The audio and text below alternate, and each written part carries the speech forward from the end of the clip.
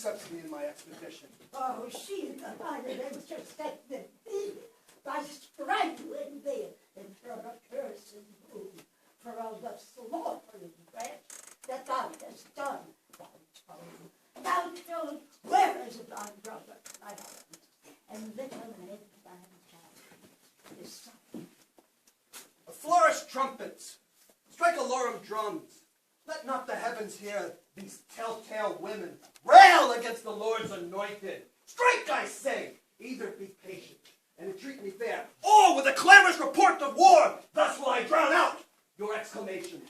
Art thou my son? I thank God, my father, and yourself. Then patiently hear my impatience. Tell me quickly. I can't wait. Oh, let me speak. And make haste, because I don't have time for this. I'm not so hasty. I have stayed for thee. God knows in anguish, pain, and agony. Hey-ho, sing hey-ho, unto the green sea. Most friendship is feigning, most loving mere folly. And hey-ho, the holly, this life is most jolly.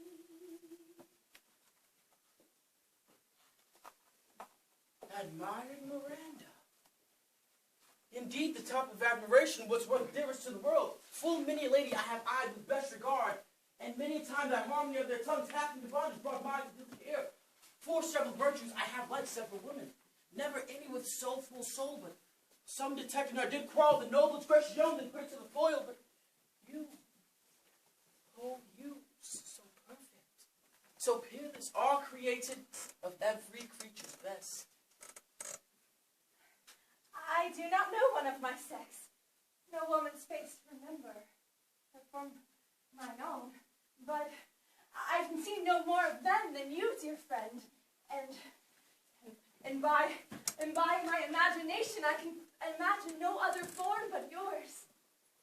But my father's precepts I therein do forget. Hey-ho, sing hey-ho, unto the green holly. Most friendship is failing, most loving dear holly. Hey-ho, the holly, life is most jolly. Madam, did I not come at last to comfort you? No, not all of thee. Thou knowest it well. Thou camest on earth to make the earth my hell. Treacherous, wayward with thy infancy, thy school-days frightful, desperate, wild and furious, thy prime of manhood daring, bold, and adventurous, thy age confirmed, proud, treacherous, mild, but yet more harmful kind, in hatred. What comfortable hour hast thou ever given me than ever? Madam, I have a touch of your condition, connect with the accent of reproof.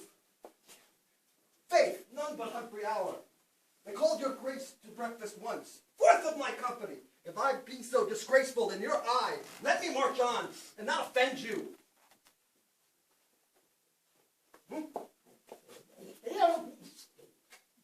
Speak to diddle me.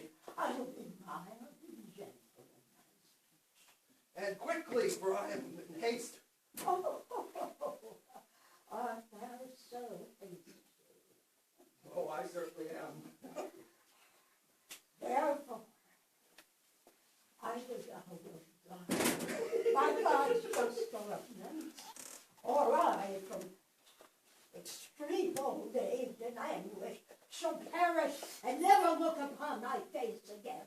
Therefore, take with thee my most heavy purse, which in the day of battle tire thee more than all the complete honor that thou wearest. My care is on thee and this party fight, and there the little souls of endless children with for the spirits of thine enemies, and promise them success and victory. Bloody thou art, bloody will be thy end. Shame serve thy Lord, and will thy death.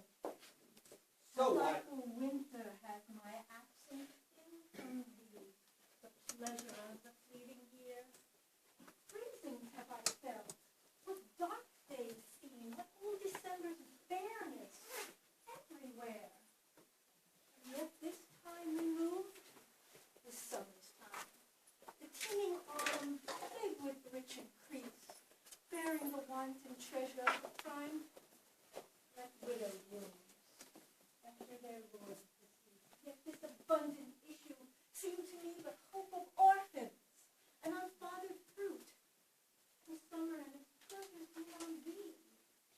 And thou away, the very birds are mute, and if they sing, 'tis with so dull a cheer, that leaves seem pale, dreading winter's near.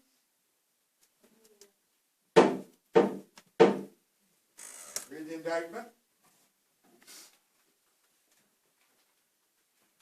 Hermione, thou art here accused of treason, adultery, and conspiracy to take away the life of our sovereign lord the king, thy royal husband. Since what I am to say must be but that which contradicts my accusations, and the testimony on my part no other but what comes from myself, it shall scarce boot me to say, not guilty. Mine integrity being counted falsehood shall, as I express it, be so received. But thus, if powers divine behold our human actions as they do, I doubt it not then, but innocence shall make false accusations blush, and tyranny tremble at patience. I ne'er heard yet that any of these bolder vices wanted less impudence to gainsay what they did than to perform it first. That's true enough, though 'tis a saying, sir, not due to me. You will not own it. For the mistress of which comes to me in name of fault, I must not at all acknowledge.